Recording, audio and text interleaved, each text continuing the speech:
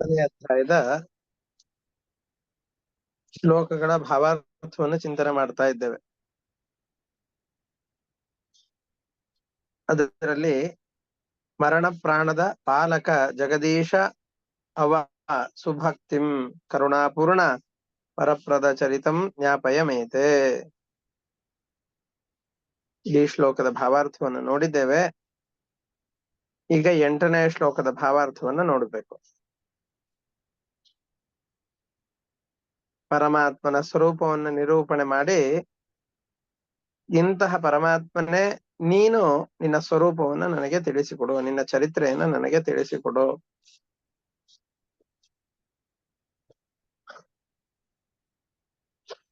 ಕರಣಂ ತರುಣಾದಿತ್ಯ ಸವರ್ಣಕ ಚರಣಾಬ್ಜಾಮಲ ಕೀರ್ತೆ ಕರುಣಾಪೂರ್ಣ ವರಪ್ರದ ಚರಿತಂ ಜ್ಞಾಪಯಮೇತೆ. ತರುಣಾದಿತ್ಯ ಸವರ್ಣಕ. ತರುಣ ಅಂತಂದ್ರೆ ಆಗ ತಾನೇ ಉದಯವಾಗ್ತಾ ಇರುವಂತಹ ಸೂರ್ಯನ ಪ್ರಭೆ ಹೇಗಿರುತ್ತೋ ಅಂತಹ ಪ್ರಭೆಯುಳ್ಳವನೇ. ಅಮಲ ಕೀರ್ತೆ.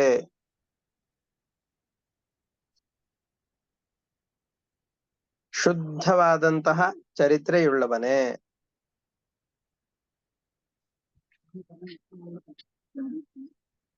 ವರಪ್ರದ, ಭಕ್ತರಿಗೆ ಬೇಕಾದ ವರಗಳನ್ನು ಕೊಡುವವನೇ. ದಯಾ ಸಮುದ್ರನೇ, ನಿನ್ನ ಚರಿತ್ರೆಯನ್ನ ನನಗೆ ತಿಳಿಸಿಕೊಡು. ಇದು ಈ ಶ್ಲೋಕದ ಭಾವಾರ್ಥ. ತರುಣಾದಿತ್ಯ ಸವರ್ಣಕ ಅಂತಂದ್ರೆ ಉದಯಿಸುತ್ತಿರುವ ಸೂರ್ಯನಂತೆ ಕೆಂಪಾದ ಪ್ರಕಾಶವುಳ್ಳವನು, ಬಂಗಾರದ ವರ್ಣವುಳ್ಳವನು ಅಂತ ಅರ್ಥ.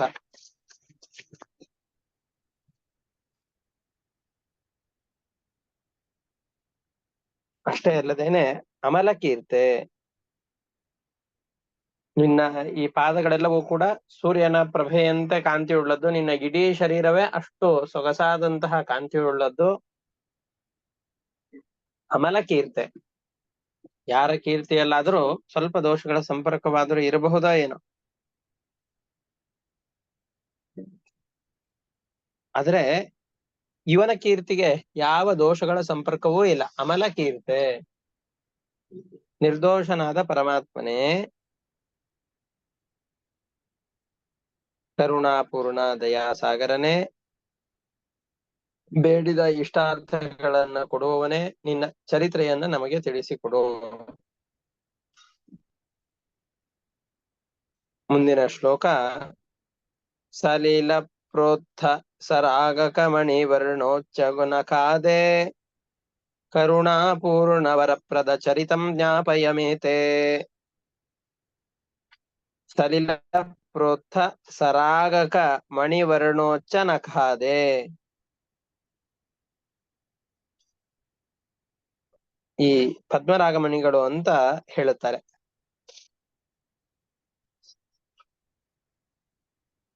ಅಥವಾ ರಕ್ತ ಕಮಲ ಅಂತ 2 ಥರದ ಪುಷ್ಪಗಳಿವೆ. ನಮಗೆ ಕಮಲ ಅನೇಕ ಬಣ್ಣದಲ್ಲಿ ತೋರುತ್ತೆ. ಕೆಂಪಾದ ಬಣ್ಣದಲ್ಲಿ, ಬಿಳಿಯಾದದ್ದು, ಈ ರೀತಿಯಾಗಿ 3-4 ನೀಲಿ ಕಮಲ ಇದೆ. ಇದರಲ್ಲಿ ಪರಮಾತ್ಮನ ಪ್ರತಿಯೊಂದು ಅವಯವಗಳ ಕಾಂತಿ ಹೇಗಿರಬೇಕು ಅಂತ ಲಕ್ಷಣಶಾಸ್ತ್ರದಲ್ಲಿ ಹೇಳಿದ್ದಾರೋ ಆ ಥರದ ಕಾಂತಿಯುಳ್ಳವನು ಪರಮಾತ್ಮ ಅಂತ ಹೇಳಿ, ಇಂತಹ ಕಾಂತಿಯುಳ್ಳ ಪರಮಾತ್ಮನೇ ನೀನು ನಿನ್ನ ಚರಿತ್ರೆಯನ್ನು ನನಗೆ ತಿಳಿಸಿಕೊಡು ಅಂತ ಪ್ರಾರ್ಥನೆ ಮಾಡ್ತಾ ಇದ್ದಾರೆ. ಶಾಸ್ತ್ರಗಳಲ್ಲೆಲ್ಲ ಹೇಗಿರ್ಬೇಕು ಅಂತ ಹೇಳಿದ್ದಾರೆ.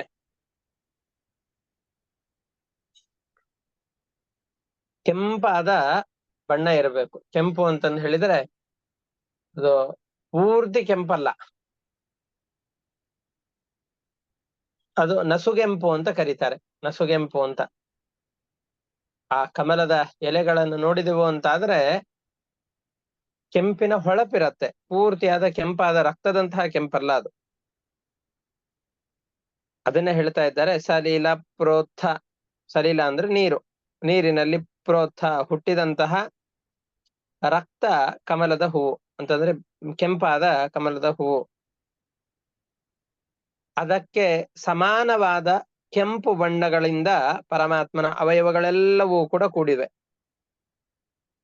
ಸರಾಗಕ ಅದಕ್ಕೆ ಸಮಾನವಾದ ಬಣ್ಣಗಳಿಂದ ಕೂಡಿದ ಉಚ್ಚನಖಾದೆ ಪರಮಾತ್ಮನ ಉಗುರು ಮುಂತಾದ ಅವಯವಗಳೆಲ್ಲವೂ ಕೂಡ ಅಂತಹ ರಕ್ತಮಣಿಯ ಕಾಂತಿ ಅಥವಾ ರಕ್ತವಾದಂತಹ ಬಂಗಾರದ ಬಣ್ಣ ಅಥವಾ ಕೆಂಪಾದ ಬಣ್ಣವುಳ್ಳಂತಹ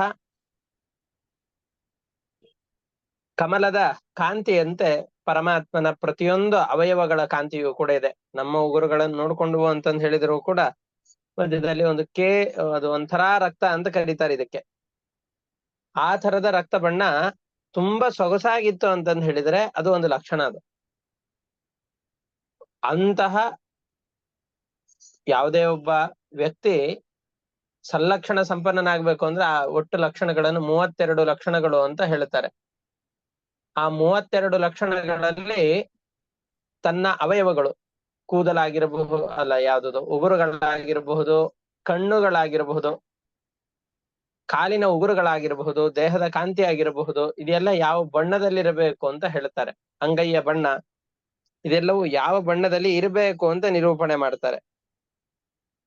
ಲಕ್ಷಣ ಶಾಸ್ತ್ರದಲ್ಲಿ ಹೇಗೆ ಹೇಳಿದ್ದಾರೋ ಅದಕ್ಕೆ ಅನುರೂಪವಾದಂತಹ ಅವಯವಗಳ ಕಾಂತಿಯುಳ್ಳವನೇ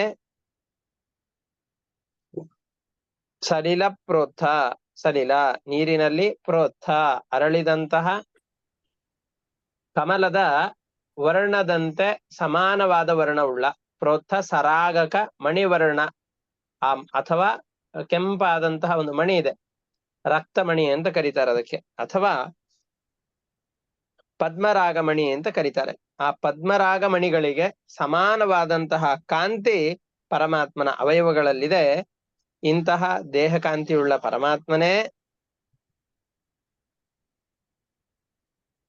ಕರುಣಾಪೂರ್ಣ ದಯಾಸಾಗರನಾದವನೇ, ವರಪ್ರದ ಭಕ್ತರಿಗೆ ಬೇಡಿದ ಇಷ್ಟಾರ್ಥಗಳನ್ನು ಕೊಡುವಂತಹ ಪರಮಾತ್ಮನೇ,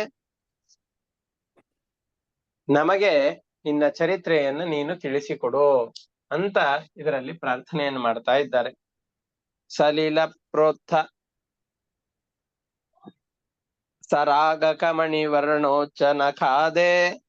ಸಲಿಲ ನೀರಿನಲ್ಲಿ ಪ್ರೋತ್ಥ ಅರಳಿದ ಕಮಲಕ್ಕೆ ಸರಾಗಕ ಸಮಾನವಾದ ಕಾಂತಿಯುಳ್ಳ ಉಚ್ಚನಖಾದೆ ನಮ್ಮಂತಹ ಪ್ರಾಕೃತವಲ್ಲದ ಅಪ್ರಾಕೃತವಾದಂತಹ ಉಗುರೆ ಮೊದಲಾದಂತಹ ಅವಯವಗಳುಳ್ಳವನೇ, ಕರುಣಾಪೂರ್ಣ ದಯಾಸಾಗರನೇ, ವರಪ್ರದ ಭಕ್ತರಿಗೆ ಬೇಡಿದ ಇಷ್ಟಾರ್ಥಗಳನ್ನು ಕೊಡುವವನೇ, ತೇ ಚರಿತಂ ಮೇ ಜ್ಞಾಪಯ ನಿನ್ನ ಚರಿತ್ರೆಯನ್ನು ನಮಗೆ ತಿಳಿಸಿಕೊಡು ಅಂತ ಈ ಶ್ಲೋಕದಲ್ಲಿ ಹೇಳ್ತಾ ಇದ್ದಾರೆ. ಒಟ್ಟಾರೆಯಾಗಿ ಹಿಂದಿನ ಶ್ಲೋಕದಲ್ಲಿ ತರುಣಾದಿತ್ಯ ಸವರ್ಣಕ ಚರಣಾಬ್ಜಾಮಲ ಕೀರ್ತೆ, ತರುಣ ಅಂತಂದ್ರೆ ಬಾಲಸೂರ್ಯನಂತೆ ಕಾಂತಿಯುಳ್ಳ ಪರಮಾತ್ಮನ ಪಾದಕಮಲಗಳಿವೆ.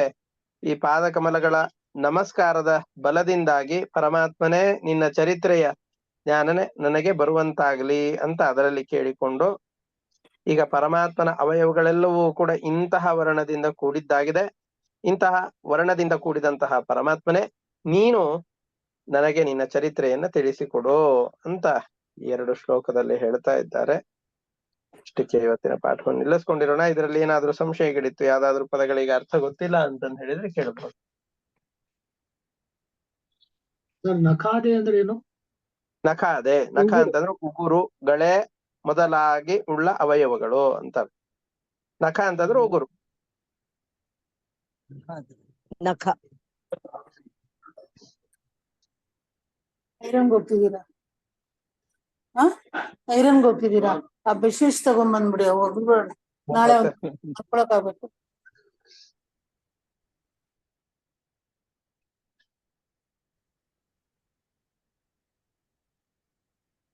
ಸರಿ, ಹಾಗಾದ್ರೆ ಇವತ್ತಿನ ಪಾಠ ಬಂದಿಟ್ಟು ನಿಲ್ಲಿಸ್ಕೊಂಡಿರೋಣ. ಹರ ಏನ್ ಮಹಾ ಶ್ರೀಕೃಷ್ಣ. ಹರಿ ಶ್ರೀನಿವಾಸ.